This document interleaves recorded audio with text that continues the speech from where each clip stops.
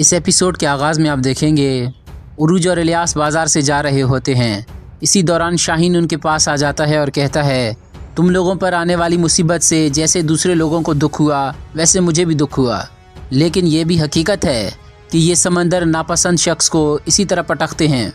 अभी करीब हो तो लौट आओ, मज़ीद मासूम लोगों की जान मुसीबत में मत डालो। ये सुनकर इलियास उसके पास आ जाता है और कहता है, तो तुम हमें समंदर के लायक नहीं समझते। एंतवान ने भी आखिरी बात यही कही थी, मगर उसका अंजाम हमसे नहीं समंदर से पूछो। जिसके जवाब में शाहीन कहता है, देखो इलियास, तुम मुझे खुद से पाला पड़ने वाले लोमड़ियों जैसा मत समझो। मैं उन जैसा बिल्कुल भी नहीं हूँ और तुम्हारा ख़ानदान दूसरा मुसीबत बर्दाश्त नहीं कर पाएगा। ये सुनकर इलियास उसका गिरबान पकड़ लेता है, लेकिन उरूज उसे रोक कर कहता है, देखो किलिच बे के बेटे, हम समंदर में अपने वालिद से मीरास में मिलने वाले जहाज़ में सफ़र नहीं करते, बल्कि अपने नाम और शोहरत से करते हैं। जहाज़ के मालिक बनने से पहले दुश्मनों का मालिक बनना हमारे लिए एजाज़ की बात है। ये सुनकर शाहीन कहता है, ठीक है फिर, मगर ये मत भूलना कि माफ़ी का वक्त गुजर गया है। अपनी जेबों में ओनिता के सिक्के लेकर फिरने वालों को ये समंदर कबूल नहीं करता बाबा उरूज। अब तुम्हारे दोस्त भी वाज़े हैं और दुश्मन भी। जिसके जवाब में उरूज कहता है, ओनिता तुम अपने पास रखो, समंदर में सिर्फ मैं और मेरा हकीकी भाई रहेंगे। हम में अपने पंजे गाड़ने के लिए हमारे सरों पर मंडलाने वाले परिंदे ये जान लें कि पहले उनके सर गिरेंगे। चलो किलिच बे के बेटे, अपनी शाहीन वाली ताकत दिखाओ। ये कहकर वो वहाँ से चले जाते हैं। यहाँ इसहाक अपने घर वालों की कब्रों पर फातिहा खानी कर रहा होता है और कुछ वक्त वहाँ पर गुजारने के बाद वहाँ से चला जाता है। यहाँ योर्गो अपने साथ 2 सिपाहियों को लेकर बाजार से जा रहा होता है। सिपाही उससे कहता है, आप फिक्र मत करें जनाब, हमारे होते हुए कोई आपको छू भी नहीं सकता। योर्गो कहता है, सिर्फ घर तक मेरे साथ चलो, उसके बाद मैं चला जाऊँगा। यहाँ से जाने के बाद मुझे इसहाक तलाश करे फिर भी ढूंढ नहीं पाएगा। उसी दौरान इसहाक वहाँ पर आ जाता है और कहता है, योर्गो कातिल। ये सुनकर योर्गो कहता है, तुम मुझे गलत समझ रहे हो इसहाक, तुमसे जिस किसी ने जो कहा गलत कहा है। जिसके जवाब में इसहाक कहता है, गलती तो मैंने तुम्हें इंसान समझकर किया। ये सुनकर योर्गो अपने सिपाहियों से हमले के लिए कहता है और ख़ुद वहाँ से भाग जाता है। इसहाक उन सिपाहियों से निमटने के बाद उसका पीछा करने लग जाता है। थोड़ी देर पीछा करने के बाद इसहाक उसे पकड़ लेता है और कहता है, तुम्हारे पास छुपने के लिए कोई जगह नहीं योर्गो, कब्र में भी गए तो मिट्टी तुम्हें कबूल नहीं करेगी। यहाँ खिज़र उस्ताद सुलेमान से कहता है, इसहाक आगा का योर्गो के बारे में बताने के बाद मैंने चारों अतराफ़ का जायज़ा लिया कि योर्गो कहाँ है और आजकल क्या कर रहा है, मगर योर्गो मंजर से गायब है। पड़ोसियों से हमारे आने का सुना तो किसी बहाने से दुकान से निकल गया, तब से किसी ने उसे नहीं देखा। ये सुनकर उस्ताद सुलेमान पूछते हैं, इसहाक कहाँ पर है? खिज़र कहता है, मैंने इसहाक आगा को इसके बारे में कुछ नहीं बताया। अगर इसहाक आगा और योर्गो आमने सामने आ गए तो पता नहीं क्या होगा। यहाँ इसहाक योर्गो को कब्रिस्तान लेकर आता है और कहता है, इस मट्टी को गौर से देखो, मेरे मासूम बच्चे और फरिश्ता सिफत बीवी इसके नीचे सो रहे हैं। ये सुनकर योर्गो कहता है, तुम अपने ख़ानदान की कत्ल की जिम्मेदारी मुझ पर कैसे डाल सकते हो? तुम्हें लगता है कि मेरा दिल पत्थर का है? इसहाक कहता है, तो तुम्हारे पास दिल भी है? अगर दिल था तो वाज़ेह तौर पर दुश्मनी करनी थी, या बहादुरों जैसा कोई काम करते, पोसीडन जैसे कातिल के पीछे छुपकर गद्दारी नहीं करते। ये सुनकर योर्गो कहता है, मेरा उस जलील के साथ क्या लेना देना भला? यहाँ समंदर के किनारे एक शख्स एक औरत से कहता है, इसे किसी ने देखा तो नहीं? औरत कहती है, नहीं, मछेरों के यहाँ पर लाते ही मैंने तुम्हें खबर भिजवा दी थी। जिसके जवाब में वो शख्स कहता है, इसको अपने पैरों पर खड़ा करना ज़रूरी है, इसे खड़ा करेंगे हमारी ताकत में इजाफा हो जाएगा। ये सुनकर वो औरत कहती है, अब इसे कीमिया से ज़्यादा मावराई और तिब से ज़्यादा जादू की ज़रूरत है। शख्स कहता है, चाहे शैतान को अपने साथ मिला लो, लेकिन इसे ठीक करो। नाजरीन, वो ये बातें एंतवान के बारे में कर रहे होते हैं। यहाँ इसहाक योर्गो से कहता है, सिर्फ अपनी बेटी के उरूज के साथ भाग जाने की वजह से तुमने ये सब किया।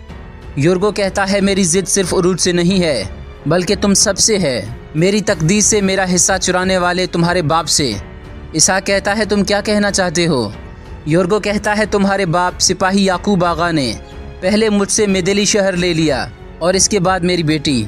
तुम लोगों की वालदा खदीजा, जिसका पुराना नाम कैतरीना था, क्या तुम जानते हो वो मेरी मोहब्बत थी, मगर उसके वालिद का ख्याल था कि मदेली को फतह करने वाले को अपनी बेटी देना एक रूमी लड़के को देने से बेहतर है।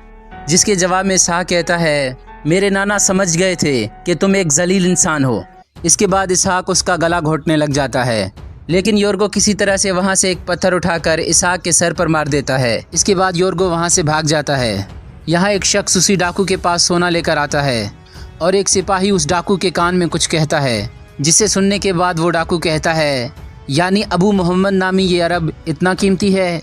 जिसके जवाब में वो शख्स कहता है, इससे भी ज़्यादा कीमती है। जब तुम उसे हमारे हवाले करोगे तो और ज़्यादा सोना पाओगे। ये सुनकर वो डाकू कहता है, इतने सोने के लिए मैं तो सुल्तान को भी अगवा कर लूँ। यहाँ उरूज अपने घर में नमाज अदा कर रहा होता है और नमाज के बाद वो दुआ मांगता है, जिसमें वो कहता है, या अल्लाह मुझे बड़ी मुश्किल इम्तिहान में डाला है। एक तरफ खुशी का समा और दूसरी तरफ मातम। मेरे आधे दिल में बच्चे की पैदाइश की खुशी है और बाकी आधे दिल में आगा का घराना। जैसे आपने इब्राहीम अलैहिस्सलाम के लिए आग के हल्के को फूलों का गहवारा बना दिया, वैसे ही मेरे बाकी दिल को भी फूलों का गहवारा बना दे। इसहाक आगा के दिल को चैन अता फरमा दे। इसी दौरान इलियास भी वहाँ पर आ जाता है और ये सब सुन लेता है। यहाँ इसहाक अपने घर में बैठा होता है। इसी दौरान खिज़र भी वहाँ पर आ जाता है और कहता है, आप कैसे हो आगा? इसहाक कहता है, मैं कैसा हूँगा, मैं कब्रिस्तान गया था। वो लोग ज़मीन के नीचे ज़िंदा हैं और मैं ज़मीन के ऊपर मुर्दा हूँ। खिज़र कहता है, आपके कंधे पर यह खून कैसा है? इसहाक कहता है, मेरे दिमाग में कुछ चिपका हुआ था, मैंने वो उतार कर फेंकने की कोशिश की, शायद उसी का असर है। तुमने क्यों नहीं बताया कि योर्गो हमारे आने से ही मंजर से गायब हो गया था? जिसके जवाब में खिज़र कहता है, मैं नहीं चाहता था कि इतनी मुसीबतों के दरमियान एक और मुसीबत खड़ी हो जाए। इसहाक कहता है, एक भाई मुसीबत भेजता है और ज़ख्मी करता है और दूसरा बचाने की कोशिश करके ज़ख्मी करता है। ऐसे भाइयों के होते हुए ज़ख्मी होने के लिए दुश्मनों की कैसी ज़रूरत? खिज़र कहता है, योर्गो मारा गया? इसहाक कहता है, नहीं, वो फ़िलहाल भाग गया है। यहाँ उरूज और इलियास घर में खाना खा रहे होते हैं। जिसके बाद इलियास उरूज से कहता है, आगा मुझे इजाज़त है, हसन के पास चलता हूँ। उरूज कहता है, ठीक है, सलामती के साथ जाओ। इलियास के जाने के बाद वो आपस में बातें करने लग जाते हैं। यहाँ होरोज़जो और इलियास एक अखाड़े में आ जाते हैं। होरोज़जो इलियास से पूछता है, तुम मुझे ज़बरदस्ती यहाँ पर क्यों लेकर आए हो? मैंने रेसलिंग से तौबा कर ली है। इलियास कहता है, मैं यहाँ पैसे के लिए लड़ने नहीं आया। होरोज़जो उसे लड़ने से मना करता है और काफ़ी समझाने की कोशिश करता है, लेकिन इलियास फिर भी अखाड़े में आ जाता है और वहाँ जाकर सोचता है, शायद इसहाक आगा को पेश आने वाली मुसीबत का सबब मैं हूँ। समंदरी डाकुओं की वजह से मेरा घराना ख़त्म हो गया। नाज़रीन, इसहाक के घर वालों की मौत का जिम्मेदार इलियास खुद को समझ रहा होता है। इसके बाद वो एक शख्स से लड़ना शुरू कर देता है। उसे 2-4 घूंसे मारने के बाद कहता है, शाबाश, मुझे मारो, मारो मेरे भाई, मुझे मारो, और जानबूझकर मार खा रहा होता है। यहाँ अबू मोहम्मद समंदर में एक कश्ती में मौजूद होता है और सितारों की तरफ देखकर कुछ अंदाजे लगा रहा होता है। उसी दौरान उसके पास डाकू आ जाते हैं और कहते हैं, तुम आसमान की तरफ क्या देख रहे हो? अबू मोहम्मद कहता है, मैं हिसाब लगा रहा हूँ, देख नहीं रहे? आप लोग इस वक्त यहाँ पर क्या कर रहे हो? डाकू कहता है, हम अपने नसीब की तलाश में आए हैं, आप समंदर में कैसा हिसाब लगा रहे हैं? जिसके जवाब में अबू मोहम्मद कहता है, आसमान के नज़ारे के लिए सबसे बेहतरीन मकाम समंदर है। इंसान जितना दूर होता जाता है, सितारे उतने ज़्यादा चमकते हैं। उसकी बातें सुनकर डाकू उस पर हमला कर देते हैं और थोड़ा मुकाबला करने के बाद वो उसे अगवा करके ले जाते हैं। यहाँ पेत्रो जवानी के पास आ जाता है। जवानी उससे कहता है, मैं कसम खाता हूँ कि मैंने कोई गद्दारी नहीं की। पेत्रो कहता है, मुझे तुम पर यकीन है जवानी, रात को पर गुस्सा मत होना, ये अपना काम कर रहा था, हम तुम्हारे साथ कभी ऐसा नहीं चाहते थे। और आखिर में पेत्रो उसे कहता है, मुझे तुम्हारी ज़रूरत है। ये कहकर वो उसे वहाँ से ले जाता है। अगले दिन कुछ उस्मानी सिपाही अबू मोहम्मद की कश्ती का जायज़ा ले रहे होते हैं। जायज़ा लेने के बाद उनका सरबराह कहता है, अबू मोहम्मद जैसे अपने हाल में मस्त रहने वाले इंजीनियर पर नज़र रखने और उसे अगवा करने वाले कौन हैं? तलाश करने के अलावा कोई रास्ता नहीं है। सिपाही कहता है, कोई गवाह नहीं मिला, वाक़या समंदर के बीचों बीच पेश आया, हम उसे कैसे तलाश करेंगे जनाब? जिसके जवाब में वो कहता है, अगर समंदर में होने वाले हादसात को देखने वाला कोई नहीं है तो समंदर की ज़ुबान समझने वाले को तलाश करो। हो सकता है कि वो इन सरगोशियों का ताक़ुब करके अबू मोहम्मद तक पहुंच जाए। यहाँ उरूज और इलियास इज़ाबेल के पास आ जाते हैं और उससे काम के बारे में पूछते हैं। जिसके जवाब में इज़ाबेल कहती है, कोई काम नहीं है।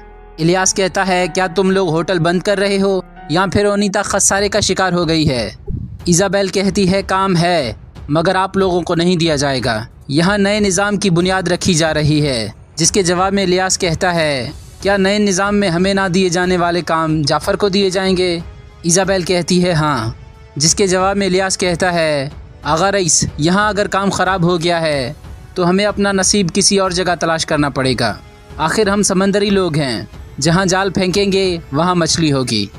नाज़रीन मोहतरम, यहाँ पर यह एपिसोड ख़त्म हो जाती है। अगर आपको हमारी वीडियो अच्छी लगी तो हमारे चैनल को सब्सक्राइब कर लें, हमारी वीडियो को लाइक करें और कमेंट बॉक्स में अपनी राय का इजहार ज़रूर करें। बहुत शुक्रिया।